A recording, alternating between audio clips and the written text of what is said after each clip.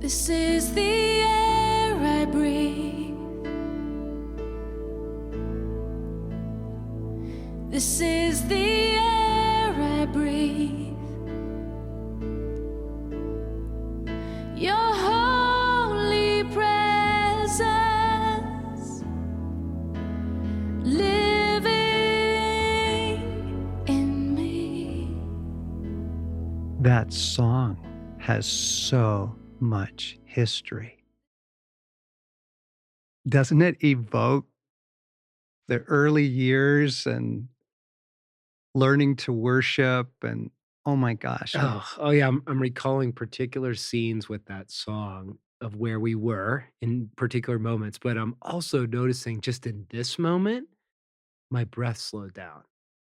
I settled. It was almost like I went down one gear, a little slower, a little deeper, a little bit more present, just Yes. even in that little piece. Yes. Yes. Your holy presence living in me. Friends, welcome back to the Wild at Heart podcast. John and Morgan in the studio this week and next. Coming back to the whole idea of the parable of the 10 bridesmaids, and we've riffed a little bit on it in the past, but let me catch you up on that conversation. So in Matthew 24, Jesus describes the unique kinds of pressures that are going to come upon the human race, but particularly the friends of God in what we would call, the last hours of this chapter of the story. As the story begins to really sweep towards its climax, here at the end of the age, he riffs on, losing heart, love growing cold, crisis, trauma, this, that, and the other thing. And he's trying to prepare us for it. He's not trying to be heavy. Mhm. He's compassionate. He's saying, look, I want to prepare you for Mhm. this. So he says loving things like don't let your heart be weighed down. Don't be alarmed. Mhm. Really kind and really important counsel Yep. to us. Okay, so that's Matthew 24. And then going right on, because there weren't chapter breaks in Jesus's teaching, Matthew 25, he tells a story. And the story goes like this. In those days, meaning at that time on the earth, Mhm. okay, the kingdom of heaven will be like this. It will be like 10 bridesmaids. Oh, it's a wedding scene. Okay. 10 bridesmaids who took their lamps and went out to meet the bridegroom. 5 of them were sensible or wise or shrewd or just smart, and 5 were foolish or dumb. The dumb ones took their lamps but did not take any oil with them. But the smart ones brought their lamps and oil in their flasks as well. Then, as the bridegroom was a very long time in coming, they all grew drowsy and fell asleep. But in the middle of the night, there came a shout. Wake up! Here comes the bridegroom! Out you go to meet him! Then up got the bridesmaids and attended their lamps. The foolish ones said to the wise ones, please give us some of your oil. Our lamps are going out. Oh, no, returned the smart ones. There might not be enough for all of us. Better go to the oil shop and buy some for yourselves. But while they had gone off to buy the oil, the bridegroom arrived, and those bridesmaids who were ready went in with him for the festivities, and the door was shut. Later on, the rest of the bridesmaids came and said, oh, please, open the door for us. But the bridegroom replied, I tell you, I don't know you. So be on the alert, Jesus says, for you do not know the day or the time. So, gang, you've heard us riff on what it's like to live at this time on the earth. And it's really fascinating because before the pandemic, before the whole, blow up of the economy and the, political tensions and all that, prior to all that, do you remember we started introducing the podcast with, hey, this is a really brutal time to be a human being? Right. Maturity is not an option. Wholeheartedness is not an option. Do you remember we Oh, that started? was your idea before anything kind of blew up on a global scale. Yes. Because prior to all of this, modern life was exhausting. Mm, If you just took what it required, what we considered to be a normal day right, was exhausting right, and draining and depleting. And so we were just sort of urging, hey, we really got to take care of our hearts and souls. We've got to take care of our life with God. And then the last 2 years roll through. right. And not just on like a human scale of like, yeah, the pandemic's been really brutal in a lot of ways, but on a spiritual scale, the forces of darkness that have really come upon the human heart have been very hard to resist. Things like hopelessness and despair or fear. You see all that. So we think this story is the story for the hour. Mm. We think this is it. Like, pay attention, folks. And what's fascinating about this, Morgan, is God brought this to you several years ago, right? When he kind of got your attention about this whole idea of oil and lamps Yeah, and which is wild and weird, right? Several years ago, I was in a prayer time and just kind of dialing in, going into a deep place and just listening in for God's heart and kind of what his direction was. And he said, "This season is Operation Lamp Oil." And I was like, "What the heck is that?" Like, what? I don't well, lamp oil, I used Yes. to do a little lamp with kerosene oil with the kids reading books, and I mean, just no context, no orientation, but it's God, I think. So I just sat in it, and then I remembered this parable and revisited it, like, had no current orientation to it. And I went to it, and over the course of that year, I spent more time in this parable than any other scripture. And yeah, John, in Resilient, I love the way you describe this parable as unnerving. That word is just really poignant. It's unnerving. And you go on to say, perhaps Jesus intended for it to be so.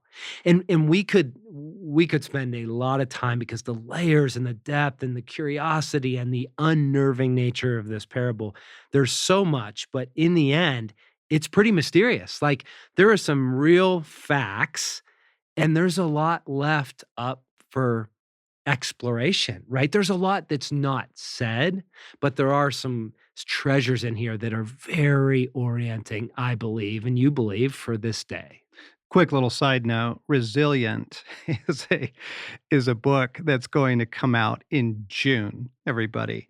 But the I keep team forgetting because we're living in I it. know the Like, team is oh, going through it right now because, we're in the final edits and we're talking about it and praying through it and stuff. So that's what that is. But yeah, I was talking about the unnerving nature of the story. And so what I want to ask you is, why did God say that to you? What was going on in your life 3 years ago that he said, "Hey, Morgan, you need to pay attention to your oil, pal"?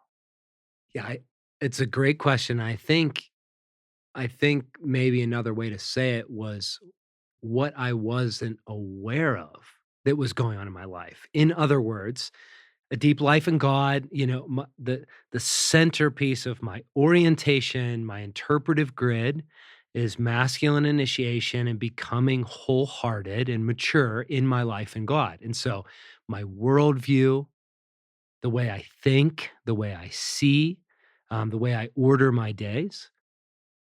But John, I believe he was trying to illuminate something deeper, and that oil being more than a worldview, that oil actually was representing what I would name, and actually what I got from A.W. Tozier in The Pursuit of God is manifest presence Of God. of God, meaning there's something valuable in a belief system about God and aligning with the true nature of reality.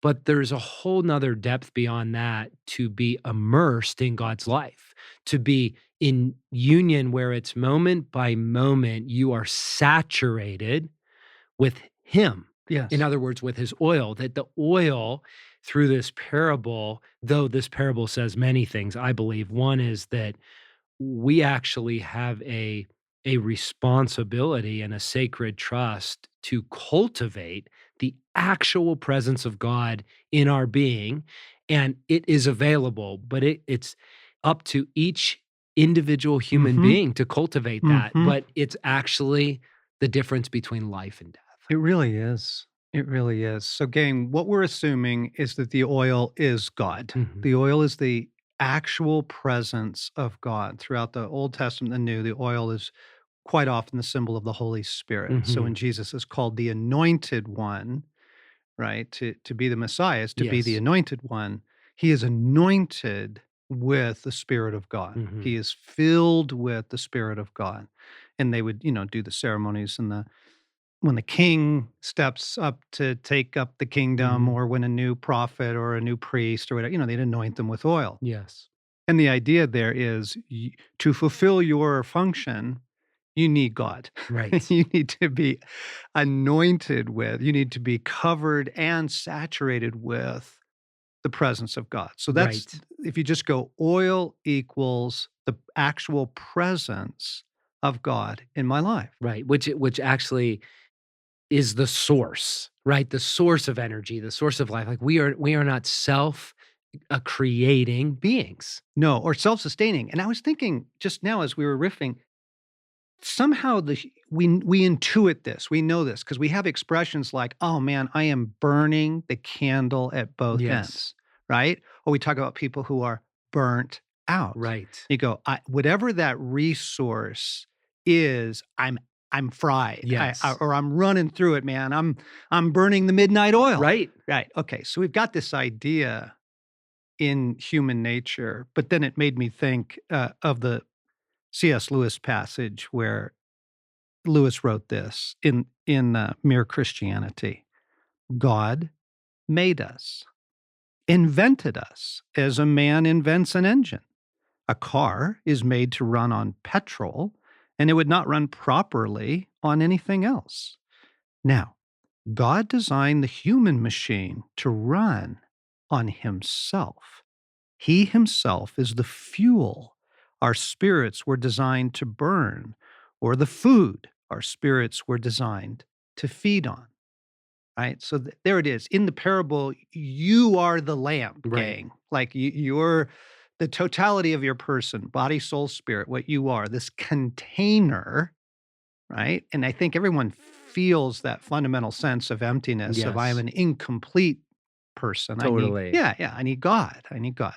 And then the oil is the presence of God, obviously through the Holy Spirit in our lives, also the presence of our Father, of Mhm. Jesus, the presence of the Trinity in our lives, sustaining us, energizing us, empowering us. And friends, like this is a chance to just pause and take some inventory because we're trying to offer to return to this big idea.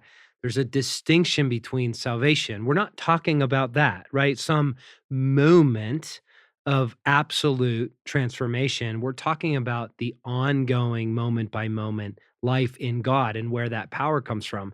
Like I mentioned in Tozer, Pursuit of God, I came upon this years ago, and it wasn't until I was back in this parable of the oil and the 10 bridesmaids that I really understood the depth of it. And I'll read it here from Pursuit of God, where Tozer says, "The presence and the manifestation of the presence are not the same thing. There can be one without the other." Okay, you got it. You got to explain that to Okay, me. so big words, but it's actually a simple idea. You can have God, like, as a reality, right? My life is in God. I've given my life over to God. I trust Him, I believe. right? I believe. Yeah, I go to church. But what Tozer's saying is that's different than actually being with God, in God, present, my being present to God's being. And Okay. and let me go on a little bit more because I think he unpacks it here. He says, God is here with us when we are wholly unaware of it, right? God is present, but he is manifest only when we are aware of his presence. So there's something in us Mm. that actually opens up to acknowledge God is here. On our part, there must be surrender to the Spirit of God, for his work is to show us the Father and the Son. If we cooperate with him in loving obedience, God will manifest himself to us. And that manifestation will be the difference over time of a nominal Christian life and a life radiant with the light of his face. Mm, In other words, when we go below just belief and ideas, right? The mm. scriptures say have the mind of Christ, and that's important, but that's insufficient to live a life that's robust well-being, that's saturated with goodness and peace. And Tozer's saying there's actually a way of experiencing life where we are actually aware of God. We are with God. We are accessing him, Experiencing God. right? And we are actually allowing him to be the source. Yes. And so we don't run out of fuel. Yes. Okay. I'm cracking up because I want to tell a story, but I'm going to have to do it graciously. So there are certain denominations or movements or people within Christendom who really value the intellectual. They Mhm. really focus on excellent theology, the historical roots, the background, the philosophy. And because that's a certain kind of person, they really enjoy that. They tend to kind of hang out together, Yep. right? And then they form like a denomination around that and the theology and that sort of thing. And I remember Craig and I years ago, we used to go to some of those gatherings and you'd leave there and you go, it's really impressive Mhm. mentally, right? Mhm. I can't keep up with these guys. They know so much, but I actually don't want to go to dinner with them. Mm. I don't want to hang out with them. Mm. And that was the big flag for me. It's like, what's missing? Yes. And what's missing is God. Mm. what, what was missing was what Tozer was saying is the manifest presence of God. God is Yes. always everywhere. Paul says, in him we live and move and have our being. Mm. Okay. Yes, he sustains all things, but to experience God, to be filled with God is a different story, Right. right? And so you can know a ton Right. and be brilliant, or you can be a really dedicated and devoted servant who's just out there on the front lines of justice and reconciliation, but not have God. Yes. And so here's why we're saying this, gang. Here's why we're coming back to this, repeatedly coming back to this in the podcast is that the normal Christian life is filled with the presence of God. So we just want to say that again. Just Mhm. kind of let that sink in. The normal Christian life, what is offered to you through Jesus Christ is a life that is filled with the presence of God. And I'm gonna steal something from Alan this morning. Our producer, and obviously he's on the show a lot. But he walked in this morning. He said, "Whoa, I've been thinking about this whole thing of oil and the presence of God. I was reading Psalm 23, which nearly everyone knows that Mhm. psalm, right? The Lord is my shepherd. I shall not want. In other words, I won't live bereft or lacking. Right? He is enough. And it goes on to say, he leads me beside, still waters, makes me lie down in green pastures. He Mhm. restores my soul.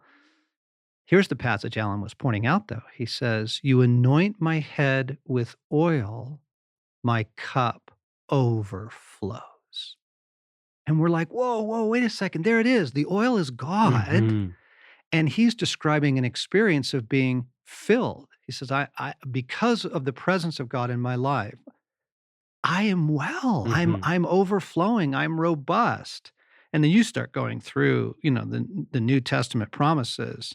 Philippians 4:13, I can do all things through Christ who strengthens me. I am strengthened by the presence of God with me.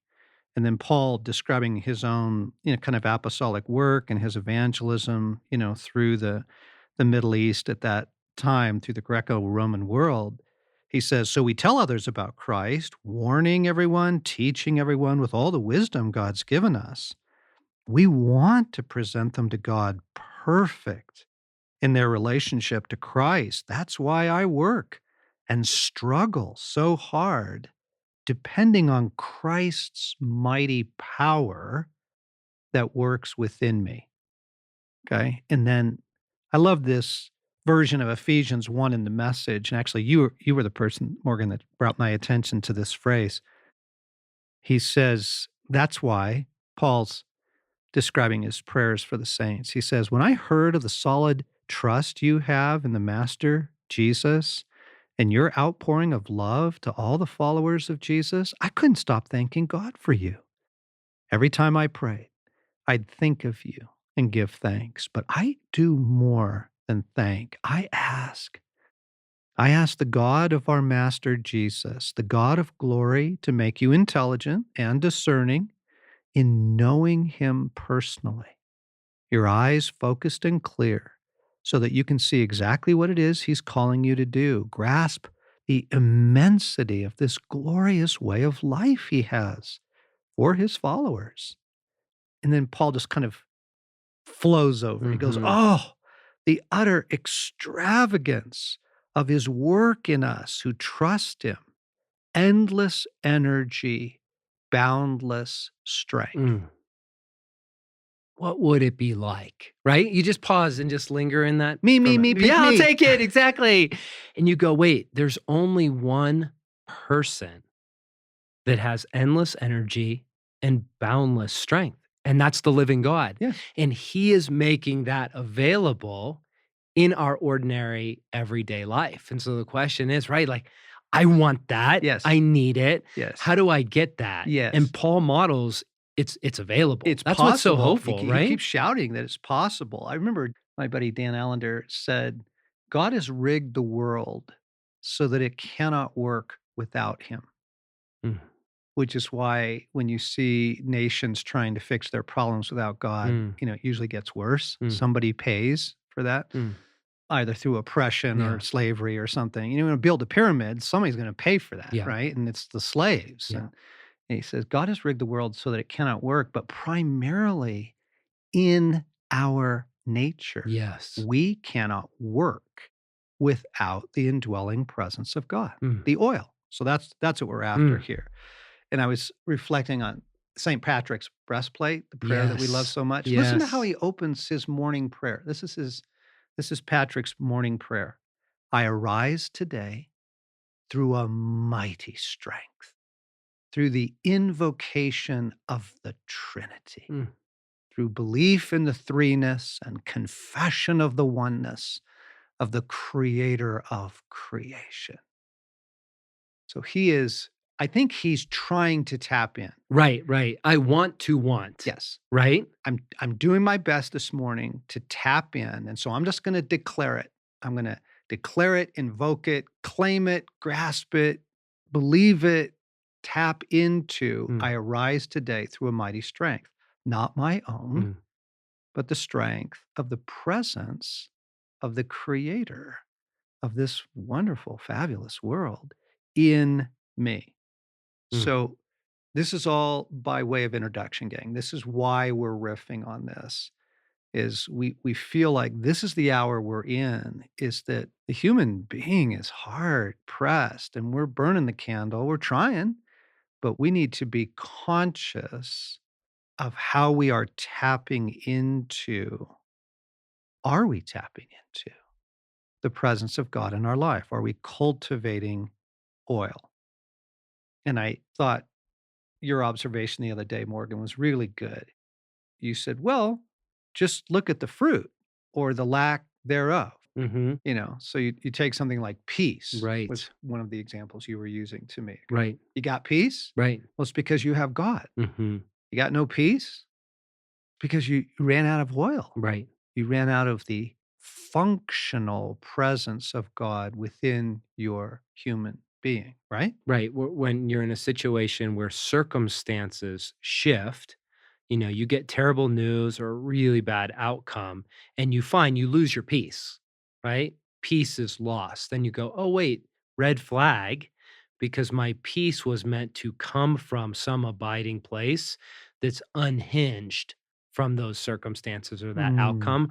Or I just notice in my own heart, John, in the fatigue, in the weariness, the temptations of things like just go to cynicism as some like self-protective mechanism, right? It's Mhm. easier to be cynical than to be honest about the pain or simply shut down. Or to be hopeful. Or be hopeful, right? Much easier to be cynical. Way easier. Right?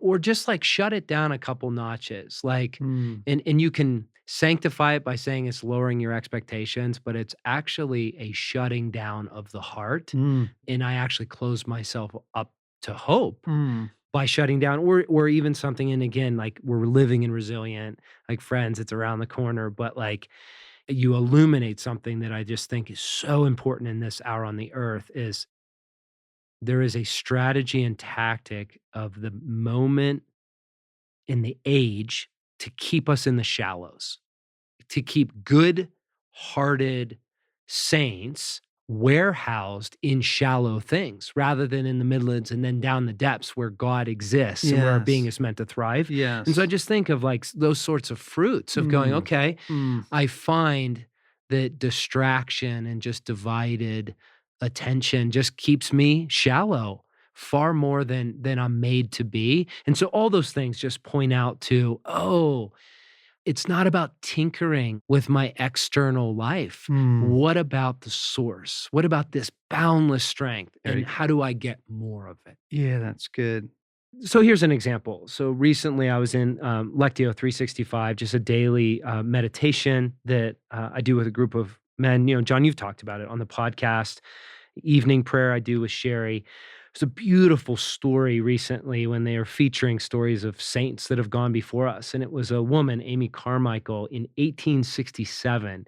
She was born in Northern Ireland. And she felt called to be a missionary at a very young age and served in Japan and Sri Lanka and then ended up in India. And what's so beautiful about this, like this is before intercontinental air travel. Like Right? you don't get to Sri Lanka like because you're It's interested. months. Right. It's literally a life's commitment to go there.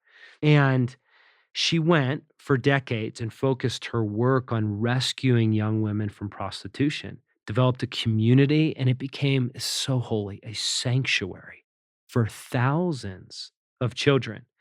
Amy was a prolific writer and she gave her life to that. She chose singleness Mm. and gave her life to this work. So you just think of what it was like in that era to be a woman, to take that sort of risk and that sort of sacrifice. Okay, a single woman Mhm. in that era, in that country, rescuing prostituted women. Right. And not just rescuing them, but providing sanctuary. I mean, Totally.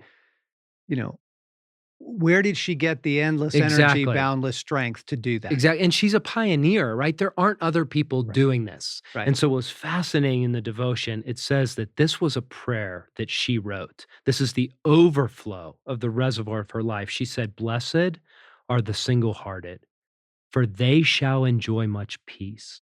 If you refuse to be hurried and pressed, if you stay your soul on God, Mm. nothing can keep you from the clearness of spirit, which is life and peace. In that stillness, you will know what his will is." Mm.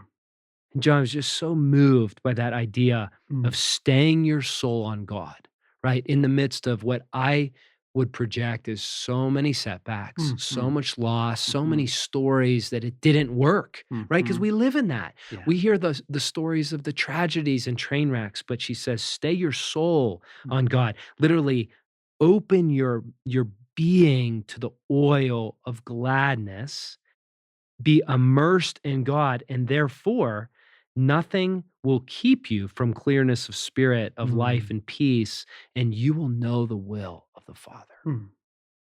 So, what we were reflecting on was that if your peace is easily taken, Mhm. you're probably running low on oil. Another way to say it would be if your hope is easily shaken, you're probably running low on oil. Paul in Romans 15, may the God of hope fill you. There's the filling again. Mm. May the God of hope fill you with joy and peace as you trust in him, so that you may overflow with hope by the power of the Holy Spirit. I appreciate the kindness of that. Like, it's the power of the Spirit of God in us that allows us to be hopeful people and overflowing with hope, right? This isn't, again, something that you just be a better person. That is not the Right. message. It's not the Been there, done message. that, Yeah, right? doesn't work. Yeah. Yeah, if you have oil and it's beginning to bubble up and increase in your life, you'll have hope. Mhm. And so if your hope is hammered or easily taken from you, that's a helpful, warning light on the Mhm. dashboard that says, "Hey, take care of your oil and your hope will come back. Mhm. Take care of the presence of God in your life. Cultivate the presence of God." And I was thinking about the condition of men and women who are serving Christ in this hour, particularly in church leadership. It is not well. Mm. Christianity Today came out with an article based on a Barna survey back in November that said 38% of pastors are seriously considering leaving the ministry, up from 29% only like 10 months earlier than that. And to read from the article, it says the change that has been accelerating in the last 18 months has left a lot of pastors with their heads spinning and their hearts spinning as well, said Barna's vice president of church engagement. All the chaos, all the pressure, the magnifying glass of social media, the pandemic, the politics, the hyper digital context, just makes sense that you have a lot of pastors saying, "Is this really what I signed up for?" Mhm. And then you were talking to a friend of ours who's, deep in the ministry and connected to a lot of pastors, and he thought that was low. Oh, yeah, he said and I was bringing it to him kind of alarm, like, "What are you doing to care for the oil, the manifest presence of Yes. God in your life?" And he was like, "Hey, I'm connected with hundreds of pastors. That statistic is way low." Like, people are looking for any way out, and what's so sad is these are women and men called and anointed to shepherd God's people, Yeah, right? right. That's what they're supposed to be doing, but without the fuel, like, they're left empty, and then when people come and bring needs, it just has taken such a toll. I really think this is our hour. That's why we keep kind of sounding this alarm that it's the hour of the 10 bridesmaids, and some run out of oil and some don't. And then, just when you think, hey, maybe the pandemic's, ebbing, then Omicron rolls through and suddenly the kids got to stay home from school again and you miss work and it's just chaos Right. again, right? It's just one more round, Yep. one more punch in the face. And then inflation hits. And now they're posting numbers of, 7%, 8%, 9%, CPI going up. And people are already experiencing that. Oh, It's like right. my kids are telling me gas is killing me Oh, right yeah. now, or our utilities bill is killing me right Oh, it now. skyrocketed last month, and even it's so permeated that it catches you off guard, like the supply chain issues. Just yesterday, I read in a magazine, and they're like, "Our magazine's late, and it's half the length because we couldn't get paper." I mean, this is like Bugle, Rocky Mountain Elk Foundation, they've been Right. producing magazines for 80 years. Like, that's their thing Can't find paper. is they can't find paper, Yeah. right? So in inflation, if you look at like what are the big stressors of a Yeah, human life, money is usually at the top of all yeah, those lists. Financial pressures are yes, like a huge source of stress. Well, that's going to fry your oil. I right? mean, it's just going to Just burn it. Scott, like, what happened? Right. I flamed out. So this is what human hearts and souls are having to navigate in this hour, and that's why here's the practical question we want to put before you. What are you doing each day to fill your tanks, to cultivate the presence of God within you? We gotta do this, Yeah. gang. This is it. We need oil. We need to caretake. You're gonna be the dumb ones or the smart ones. Mhm. The dumb ones don't pay attention to the lack of oil, and the smart ones do. And they're like, "Look, I'm planning. Mhm. I'm planning for this. I am intentionally making arrangements in my life to increase my oil, to increase the manifest, as Tozer would say, the actual Yes. experiential presence of God. I gotta do Yes. that. Yep.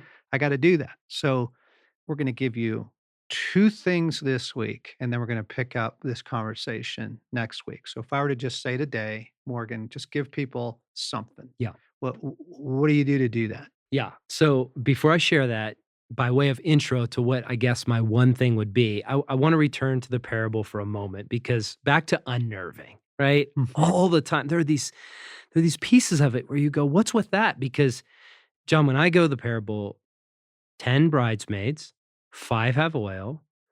They have a generous supply of it. 5 have none. And then the ones that have none turn to the ones that have and say, can we have some of your oil? Fair Yes. question, right? Yeah, sure. And they say, no, get your own. Okay. And just pause there and you go, wait a second. Wasn't Jesus the one that was like, whatever you do for the least of my people, you do unto me and be generous and all that, right? And you Yes. go, why didn't they share? And that's really been hard for me, right, over time. But what struck me is in this story is not about generosity. No, That's not what this story is about, right? no. But there is this insight, and there is this, I guess I would name it as a sober truth. In the kingdom of God, some things are designed for personal responsibility, and there's just no other way.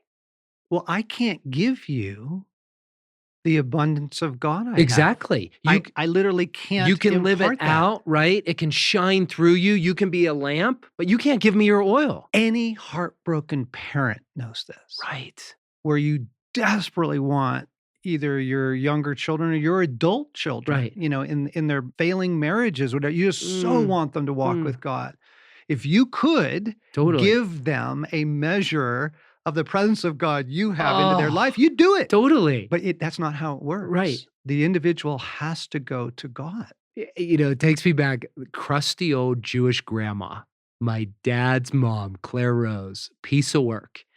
And she was the most simple-minded person I ever met. And my mom started growing in her faith, and she would work on Claire Rose like, you need God, Claire. Like, you need a life. Like, do you want more of God? And, and Claire Rose would turn to my mom and she said, Marianne, you ever seen a mama duck with her little ducklings and they just follow behind her? I'll never forget this. I was a kid when this happened. She said, I'm kind of like one of your ducklings. I'm just going to follow you to heaven. And it was just this moment of the oil. It's like, that's a cute idea, but it doesn't work that way. Doesn't work. Right? It doesn't work. And so back to what you do every day, like this is a really sober moment because it is really the design, the nature of the kingdom of God is no one can do it for you. But the nature of his kindness, his extravagance is that he will meet each and every one of us in our particular season, in our particular condition, with our particular personality. And he will provide if we turn to it. And so for me, one example. Can I just pause on that? That is such a beautiful statement because people compare their spiritual life to what they hear on this podcast. And we share stories of hearing from God or breakthroughs or inner healing or different things. And by comparison, you go, well, I must not have a life with God Right. or a measure of God in my life. Right. But where you are today, right now, Yes. God will give you his presence. Right. Wherever you are. Completely available. Totally available. Yeah. Obviously, in lots of my teaching, Become Good Soil and Wild at Heart, I've referred to one of the strategies of the age is the dividing and diffusing of our attention and our affection. Whatever it is, whatever the topic, whatever the context, if you just notice what's happened to our attention and our affection. I love Dallas Willard once said, I don't know where he said this, but he said the first act of love is always the giving of attention. And I think of that in my relationships right now in parenting. It begins with giving my attention, right? Whatever else I hope to accomplish. And so I think, John, for me, it's this ongoing, honest inventory of what have I done with my attention and my affection? Where's it gone? Where am I spending it? And I just did this interesting exercise looking back over last year and said, where did my affection, like where was it primarily found over the last year. And what's fascinating is two things immediately surfaced: my son Joshua and adventures in wilderness, mostly archery hunting. And I realized there was so much of my affection in those places because I am really enjoying parenting my son, and I feel like I'm doing well at it. And it's going really well. Like, it's a place where I derive joy. And notice I'm not naming lots of other things like marriage or parenting daughters or places I'm screwing up tremendously. Yes. I gravitate towards where I feel good. Mhm. And then wilderness is my escape valve, right? And it's a place where I actually feel known, I feel loved, I feel secure, I feel valued and validated. And just in my heart of hearts, to know me, that's my happy place. And so I muse and dream and strategize on ways to get out there more and more. The point being is I did an inventory of my affection.